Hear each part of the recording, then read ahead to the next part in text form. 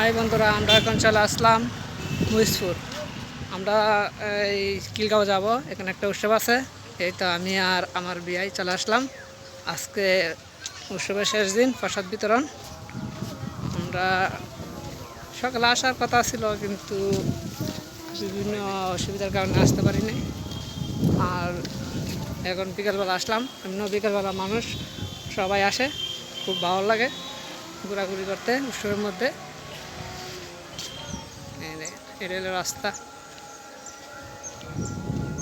আমার বিয়ের কত ভালো লাগতেছে না?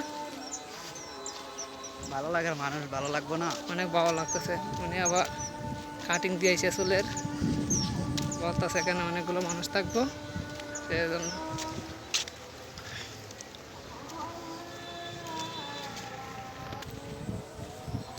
অনেক জায়গায় হেঁটে চলে আসলাম, মোটামুটি ভালোই লাগতেছে।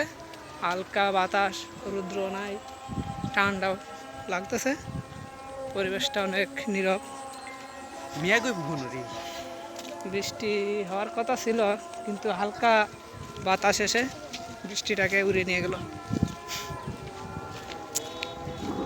আমরা এখান থেকে হেঁটে গেলে যেখানে উৎসব 10 মিনিট সময় লাগবে।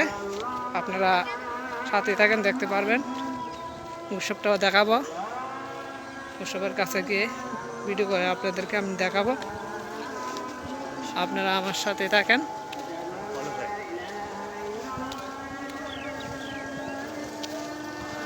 ওই